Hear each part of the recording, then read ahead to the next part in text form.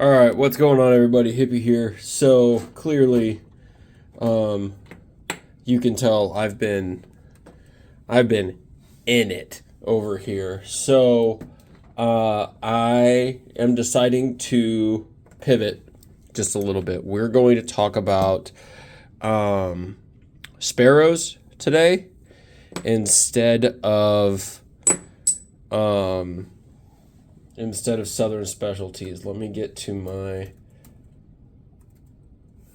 Sparrows website over there. I don't think that there's any information that you guys can see other than the date or just the time that's in the corner. Okay, so still got a little bit of a head cold. I apologize. I've been working with this kit for a little while now. So I got that back. I got this kit along with all of the etched things. All of Sparrows was purchased by me. All of the opinions that I am getting ready to tell you are my own opinions about Sparrows and all of that fun jazz. Now, with that being said, now that that's all out of the way, that everybody knows that I'm the one that purchased all of this gear for myself. None of it was gifted. None of it was them trying to tell me what to say or whatever. Sorry, I'm trying to make sure that I get to this page as well to talk about it just a little bit, because I do have some highlights, some lowlights, and everything in between. By the way, if I didn't cover this before, if you guys have the opportunity to just pick yourself up an SFIC that has no pins in it and you need a fidget toy, I carry this in my pocket all the goddamn time. So, like, that's a go-to fidget toy for me. So, lock pickers, new fidget toy idea. All right, now let's get into this. This is the tuxedo set from Sparrows. I got a coyote case. So this guy, make sure I'm not going to bend anything.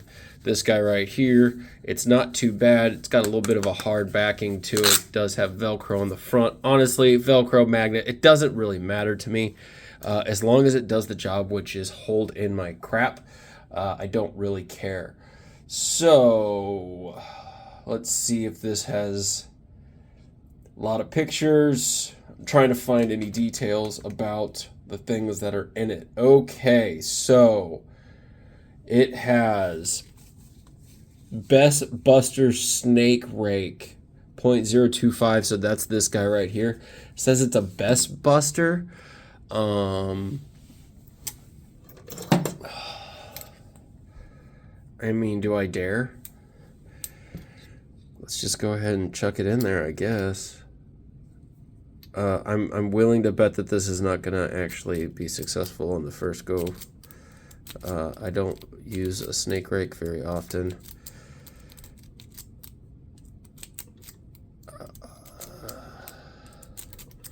Okay, so anyways, snake rake 0.025. Sorry. Okay, so there's one pick. Second pick is a triple peak. Don't really need to go into too much detail there. Just a normal standard triple peak. Sorry. Standard normal triple peak. Okay, cool. We've got a small half diamond. I'm actually starting to come around on these guys just a little bit, but yeah, small half diamond. One offset hook. I literally just had it because I was using it on there it is. Using this on the Lotto Lock that I was just picking. All right. Then you've got a standard short hook in 25 thou. And then, oh, nope, forgot one. Okay, so then you got a normal city rake. Cool. And then a short hook in 15 thou. I'm just going to throw this out there. I was trying to find a lock to use that with. Terrified to use that short hook right there. And then 6 tension wrenches. So it says level 1 tension set. And then, of course, you get the case. Now, with the level 1 tension set, I don't know what they mean by that. Perhaps we have multiple levels. Level 1, level 2, level 3, maybe. So here's the problem that I have. This right here on the website specifies that these 3 guys here, if you're going off of, I clicked on another link in order to, here, bring this back just a little bit. I'll zoom out and bring the laptop over. So I was going through the tuxedo page, right? It says right here, 6 tension wrenches, level 1 tension set. So when you click on that, it will send you to the next link, okay? So that you can actually look at it. Shows you your pictures of your tension wrenches right here. 3 Z tension wrenches, 3 inches. Then you've got a 0.095, 0.105, 0.127. It also says it for the twists. Now, me being the way that I am trying to do high lifts, I actually got a caliper right here, right? Okay, we're zeroed out, okay? Now, these should all 3 be different widths, right? 0.7. And I'm going with the bar into it. I know these are plastic. I am not pushing very hard. I'm actually not pushing at all. Just enough tension in there in order to hold it. So we're at a 0.7 for that one. Okay. Maybe it's just because this guy isn't capable of going that small. Right? We're looking at a 0.7 on that as well. I mean, guys. Okay, so that's 0.7 on that one. This one feels a little bit thinner. Get it in there. Like I said, I just want to make it snug, and then I'll let it go just like I did with the rest of them. That one is coming in at a 0.8. So it actually is 0.1 millimeters thicker. The other issue that I have here is Z-bar. So you would assume, right, that means that the long side is going to be bottom of the keyway, short side is top of the keyway. The issue with that is if they are both, so that right there is coming in at a 0.4. It's the same width as the actual bar itself. 0.3. This right here, 0.4, is actually the same width as the bar as well.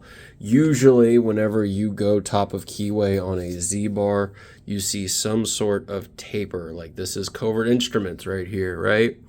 So you're looking at a 2.3 in comparison to a 3 on the other side.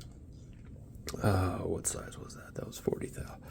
So that's one little bit of a hiccup that I have with their Z-bar tensioners, is that everything kind of seems to be running the same exact size. It doesn't really give you varying thicknesses or anything like that. But I mean, honestly, if I'm going to treat the tuxedo set exactly how I would be treating this little case, which is I'm throwing it in my bag, I'm using it as a carry option, right? That's pretty much what I would be focusing on. All right. Now, I have been picking with them, been playing around, having some fun. So I'm not going to go over like the finer details. If you guys want me to cover metal and stuff like that, I definitely have to do some educating myself on the steel types that everybody is using, because I know everybody uses different steel. It's just Sprite. Okay.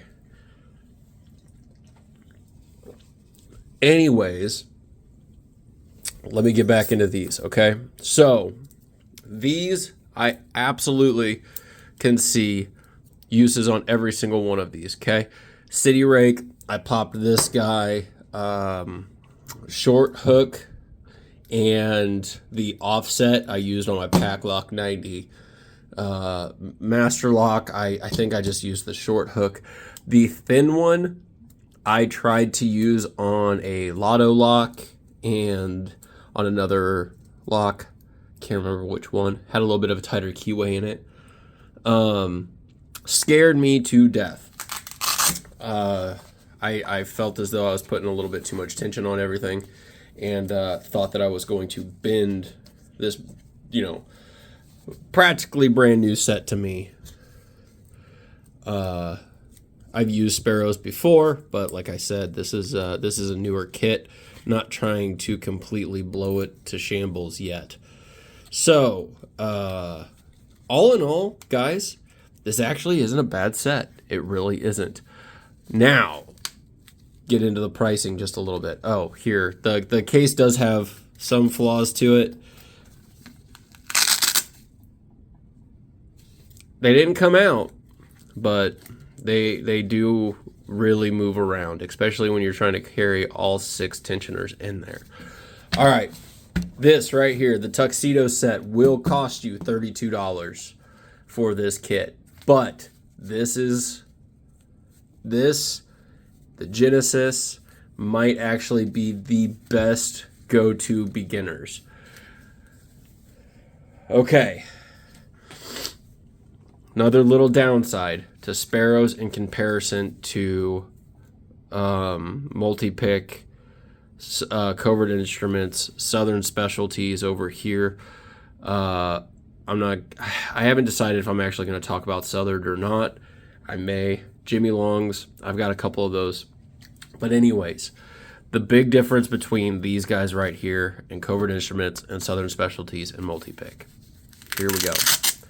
Those are all considered double laminate handles, double laminate popsicle style handles, to be more precise. I mean, we've all seen these kind of handles. If we've been picking for a hot minute, this is really what you're looking at, right? You've got the laminated handle right here. Gives you a little bit thicker of a profile. It doesn't feel like it's digging into your hand constantly. And the thicker the pick, usually a little bit thicker the handle. Okay, so this is a 25 thou from Covert Instruments.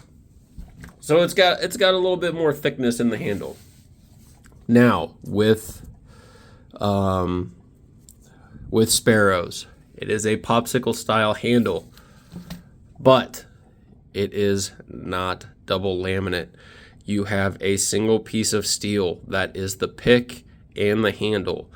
They do not give you any other handle material. Now, there is a place that I just ordered a bunch of stuff from in order to do some more of these gear talks. I'm actually really enjoying talking about some of this stuff with you guys. So high lifts might actually stick around for quite a while, as long as I don't run out of gear or money. So if you guys have gear and you want to send me anything to review, let me know.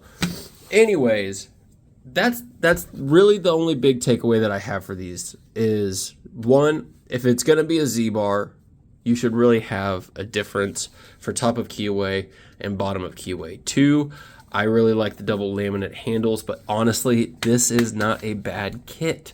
Sparrows gets kind of a hard knock for cheapness, I want to say, but not cheapness on their price points, if that makes sense.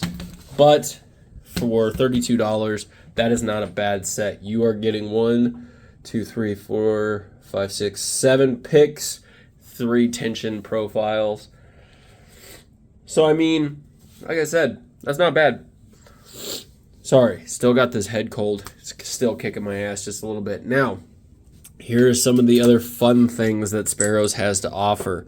They have a engraved section in their website. So